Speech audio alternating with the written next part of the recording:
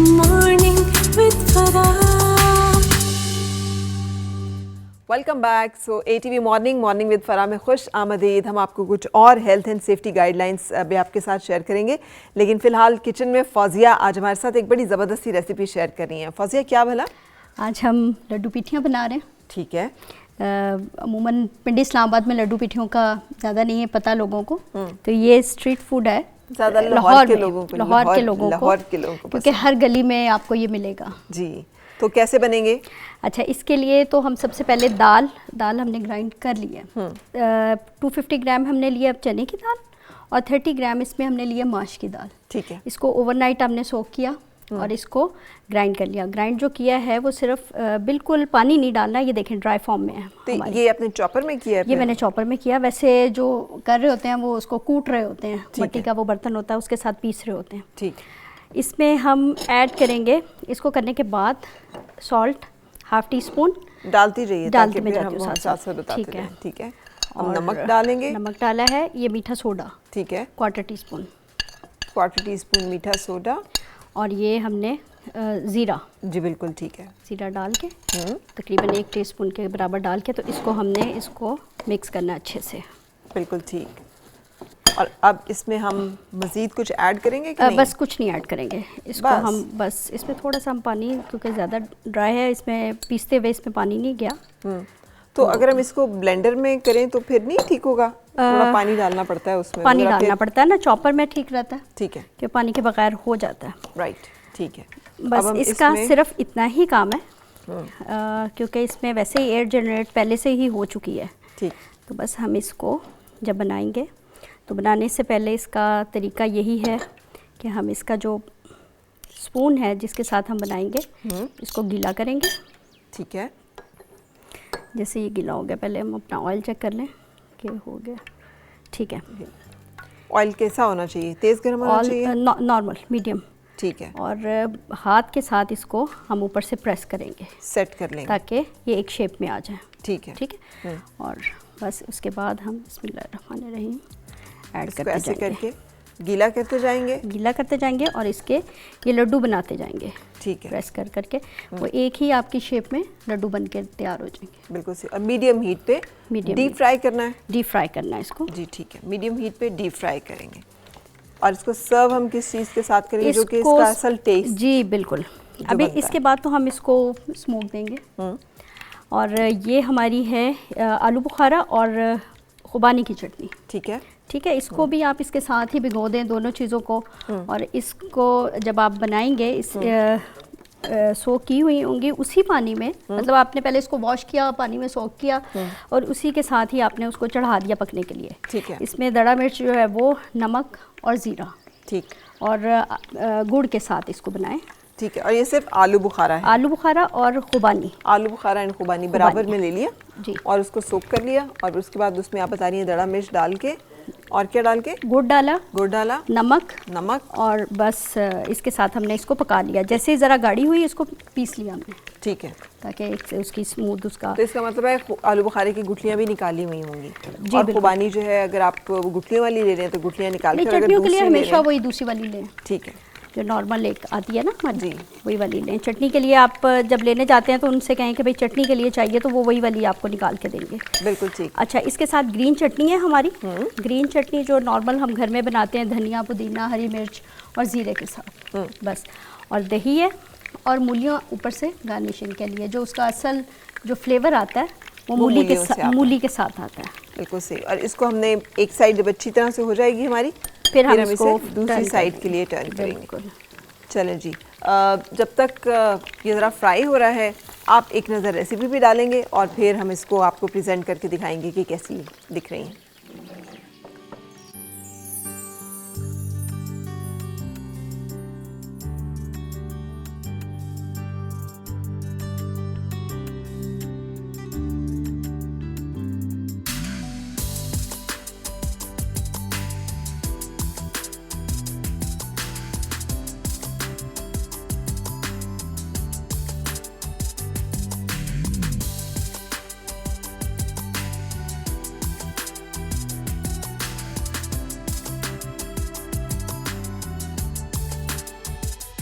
जी, recipe आपने note की और आप देखिए हमारा ये जो लड्डू पीठे वाले हमने उसकी एक साइड पलटा दी है, लेकिन इसकी अभी फ्राइंग जारी है, थोड़ा सा टाइम लगेगा। तो जब तक फौजिया आप ये बना रही हैं, जब ये हो तो आपने इशारा कर देना, मैं आ जाऊंगी किचन में वापस। तब तक नुमान साहब आप ब्रेक में जिक्र कर रहे थे और मेरा ख्याल है बहुत इंपॉर्टेंट है कि करियर अपॉर्चुनिटी के तौर पे हेल्थ एंड सेफ्टी में बहुत सारे लोग जो हैं वो एडवांस कर सकते हैं। वो बताइएगा क्या सर्टिफिकेशंस हैं जो अगर कोई मुल्क से जा रहा है, स्टूडेंट्स ख़ास तौर पे, तो वो सर्टिफिकेशंस लेके जाएं ताकि वहाँ पे उन्हें पार्ट टाइम जॉब्स भी मिल सकती हैं इसमें और फिर इसमें अपना करियर भी बना सकते हैं। जब हम हेल्थ सेफ्टी की बात करते हैं तो बेसिकली हमें समझना पड़ता है कि ऑक्यूपेशनल सेफ्टी 3 लफ्ज़ों पे मुश्तमिल है। HSE ये हेल्थ है, सेफ्टी है और थर्ड इन्वायरमेंट है। अब दुनिया में डिग्री से ज़्यादा इस वक्त सर्टिफिकेशंस की डिमांड ज़्यादा है जी। इस बुनियादी फ़र्क को समझ लेने से हमारे बहुत सारे मसाइल आसान हो जाते हैं कि आप यहाँ से मास्टर्स की डिग्री लेके चले गए, अब आप लेट्स सपोज कनाडा में गए हैं तो उन्होंने अपने तरीके से उसे ग्रेडिंग करना है, वो उसे इक्विवेलेशन क्या ले रहे हैं कोई पता नहीं। तो नंबर 1 आपको ये पता होना चाहिए, किसी हेल्थ मैटर जो है एक्सपर्ट है उससे आप ये बात समझने की कोशिश करें कि आप कौन से रीजन में जा रहे हैं, उस रीजन के स्टैंडर्ड्स क्या हैं, और वहाँ पे किस किस्म की डिग्रीज, किस किस्म के डिप्लोमास और किस किस्म के सर्टिफिकेट्स वैलिड हैं। हो सकता है आप ऑस्ट्रेलिया में जा रहे हैं तो ऑस्ट्रेलियन स्टैंडर्ड वहाँ पे फॉलो किए जा रहे हैं, लेकिन आप अगर वो कौन से सर्टिफिकेशंस हैं, कौन सी, जैसे उसमें हमारे पास नॉर्मली जो सबसे ज़्यादा मशहूर है निबोश है, आयोश है, NVQ लेवल्स हैं, इसके अलावा बेतहाशा सर्टिफिकेशंस की लेवल्स हैं। मतलब आप जस्ट सिंपल पहले गूगल करके उस एरिया के अंदर, उस मुल्क के अंदर किन सर्टिफिकेट्स को और किन स्टैंडर्ड्स को फॉलो किया जा रहा है, उनके लिए कौन से सर्टिफिकेट्स हैं, उन्हें आप तलाश कर सकते हैं। फिर लकीली इस वक्त पाकिस्तान के अंदर भी बेतहाशा इंस्टीट्यूट्स खुल चुके हैं जो ये कोर्सेज करवा रहे हैं। ठीक है। तो जैसे आपने आइल्ट्स किया, आइल्ट्स ज़्यादा मुश्किल है जी। अगर आपने इसे समझ के कर लिया और आपने ये सर्टिफिकेट साथ ले लिया तो आप इसके अंदर सिर्फ एक छोटी सी एग्जांपल्स में आपको बताऊंगा कि हेल्थ एंड सेफ्टी में जो भी बंदा पहले जाएगा वो हेल्थ एंड सेफ्टी ऑफिसर कहलाएगा जी। तो स्टार्टिंग लेवल ही आपका ऑफिसर लेवल से है। आप टियर 2 के अंदर जॉब कर रहे हैं, आपकी सैलरी का लेवल बहुत ज़्यादा मुनासिब है, आपका काम बहुत साफ है। और फिर दुनिया में, यूरोप में, अमेरिका में, कनाडा में, जितना भी वेस्टर्न वर्ल्ड है, यहाँ पे ख़वातीन इस शोबे के अंदर बहुत ज़्यादा जल्दी तरक्की करती हैं जी। ठीक है। तो जो लड़के यहाँ से जाते हैं वो नॉर्मली उनका क्या होता है कि वहाँ पे जाके हमने सेफ्टी बैज ले लेना है, सिक्योरिटी बैज ले लेना है और सिक्योरिटी ऑफ गार्ड की जॉब करनी है। तो उस जॉब का आपका कैरियर क्या है, वो जो भी आपने टाइम स्पेंड किया उसके बदले आपने रकम लेके आपका मामला ख़त्म हो गया।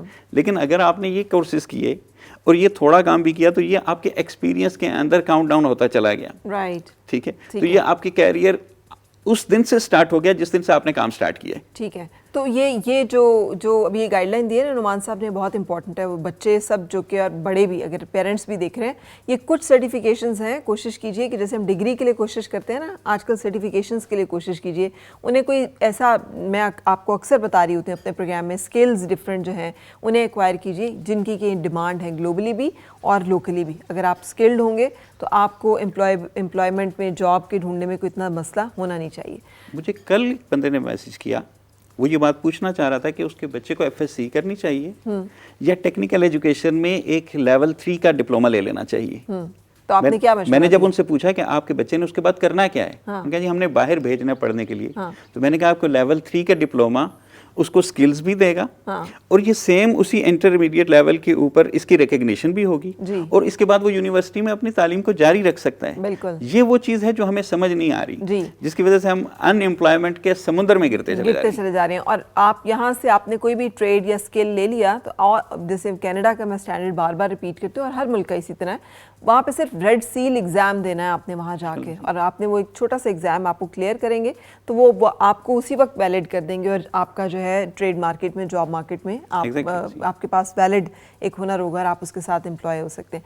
लेकिन ये ईजी सेड देन डन, लेकिन ये कि जो लोग सुन रहे हैं उन्हें ये करना ज़रूर चाहिए। क्या कहेंगी आखिर में, आप हमें क्या बताएंगी कि व्हाट टू डू जब हेल्थ एंड सेफ्टी की बात हो एंड फर्स्ट एड की बात हो? बीइंग अ डॉक्टर मुझे पता है कि मतलब इमरजेंसी में जब कैजुअल्टीज़ आती हैं तो जिनको अगर इब्तदाई तिबी इमदाद घर से ही या अगर रोड साइड पे कोई ट्रॉमा हुआ हो उधर से ही दी जाती है, तो उनको हॉस्पिटल में सेव करना कितना आसान होता है, बजाय इसके अगर आप किसी को मतलब कोई स्पाइनल इंजरी हो गई हो और आप उनको जो है एक गलत तरीके से हैंडल करके हॉस्पिटल में ला रहे हैं तो पूरी एक लाइफ लॉन्ग डिसेबिलिटी उस ट्रॉमा केस में बन जाती है। ये भी हमें बता दीजिए कि अगर खुदा न खास्ता स्पाइनल इंजरी हो सबूर, तो कैसे शिफ्ट कैसे करना है, उस पेशेंट को लिफ्ट कैसे करना है? अव्वल तो हमें नहीं कोशिश करनी चाहिए, कोशिश करना चाहिए कि पैरामेडिक्स पहुंच जाए, इमरजेंसी स्टाफ पहुंच जाए तो फिर भी, लेकिन एक जनरल अवेयरनेस तो हमें होनी चाहिए ना। बिल्कुल, हम उसमें ये आपको गाइड कर सकते हैं कि एक तो पहले ये कि आप खुद उसको अप्रोच मत करें। अगर आपके पास स्पाइनल बोर्ड है और 4 लोग आपके पास हैं, उसकी प्रॉपर एक टेक्निक्स है कि आपने उसको रोल लेके आना है, उसकी पोजीशन को बिल्कुल स्ट्रेट रखना है, उसको स्पाइनल जो कॉलर है वो पहनाना है, उसको स्ट्रिप्स लगवानी है, उसके बाद आपने उसको प्रॉपर एक मेथड से उसको उठा के शिफ्ट करना है एम्बुलेंस में। लेकिन अक्सर हमारे यहाँ खुदा न खास्ता रोड साइड एक्सीडेंट्स हो जाते हैं, तो भी कोई एम्बुलेंस के पहुँचने में टाइम होता है और वो बहुत ही एक क्योटिक होता है, तो लोग मदद करने की कोशिश करते हैं। तो मदद करने का एक तरीका तो उन्हें सही आए ना फिर, कि वो किस तरह से उस वक्त मदद कर सकते हैं। बिल्कुल, मतलब आप उसको एक राइट वे से तो शिफ्ट तो कर सकते हैं, लेकिन ये इसमें रिस्क बहुत ज़्यादा हो सकता है कि अगर अनप्रोफेशनल या अनट्रेंड लोग हैं वहाँ पे उसने जाके अप्रोच कर दिया तो वो उसको मज़ीद डेंजर में डाल देगा। हम फर्स्ट एड में थोड़ा सा ये भी बताते हैं कि फ़र्स्ट एड का हरगिज़ ये मतलब नहीं है कि आप एम्बुलेंस के आने से पहले, डॉक्टर के आने से पहले आपने उसको शिफ्ट कर दिया। फर्स्ट एड का एक बहुत बड़ा कंपोनेंट ये है कि आपने किसी को राइट जो रॉन्ग मेथड है आपने उसको रॉन्ग मेथड से शिफ्ट नहीं करना। बिल्कुल सही। आजकल हर घर में ना सिलेंडर्स बहुत ज़्यादा यूज़ हो रहे हैं, तो जिस घर में सिलेंडर हो मैं रिक्वेस्ट करूँगी कि उस घर में फायर एक्सटिंग्विशर भी ज़रूर हो, जो कि ख़ास तौर पे वो केमिकल उसमें हो जो कि उस आग के ऊपर काबू पाने के लिए ज़रूरी हो, है ना नुमान साहब? ये एक बड़ा ज़रूरी, ये भी एक प्रोसीजर है। जी हाँ, दुनिया के जितने भी बिल्डिंग कोड्स अब डेवलप हो रहे हैं उसमें देखिए कितना आसान हल उन्होंने निकाल दिया कि उन्होंने फायर जो आपका गैस सिलेंडर है उसे बाहर शिफ्ट कर दिया है, होज लंबी कर दी है जी। अब ब्लास्ट की सूरत में वो बाहर ब्लास्ट होगा, फायर के रिस्क आपने 50% तो पहले नीचे कर दी। ठीक। अब फिर उसके बाद होता है कि किचन फायर एक डिफरेंट फायर है, गैस की आग जो है डिफरेंट है। तो चूंकि अगर हम ज़्यादा कंफ्यूज नहीं होना चाहते तो ABC ड्राई केमिकल पाउडर जो है ये मल्टीपर्पज़ केमिकल पाउडर है, तो ये घर में हो सकता है। फायर बॉल्स हैं आजकल आ गए हैं, बड़ा जदीद सिस्टम आ गया है। और उसके बाद आपके पास एक फायर एक्सटिंग्विशर जो है कंबल की सूरत में मौजूद है, आप उस पर कंबल रख सकते हैं।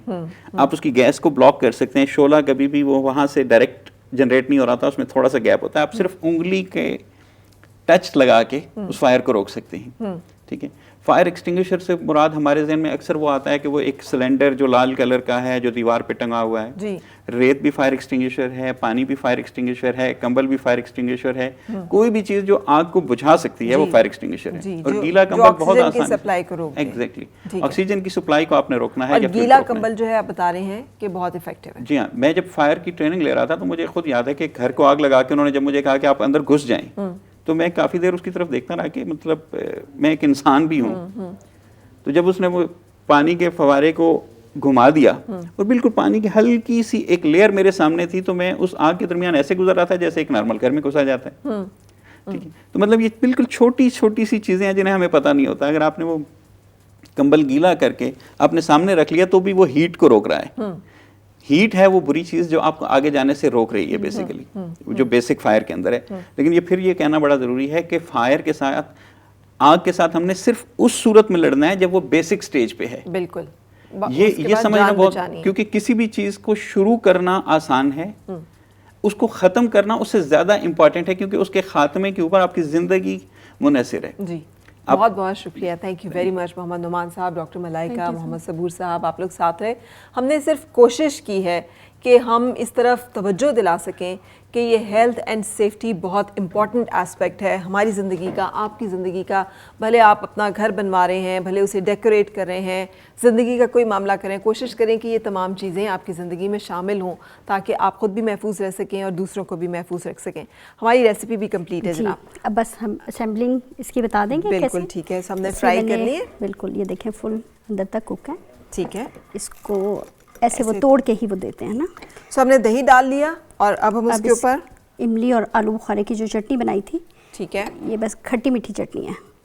ठीक, असल फ्लेवर जो है ना वो इसके साथ ही आता है, जो इमली और आलू बुखारा और खुबानी की चटनी है। उसके ऊपर हम अपनी ये ग्रीन वाली चटनी, ठीक है, जो हमने धनिया पुदीना हरी मिर्च के साथ और जीरे के साथ बनाई थी। जीरे के साथ लास्ट में जो इसका फ्लेवर इन्हेंस करता है वो है मूली।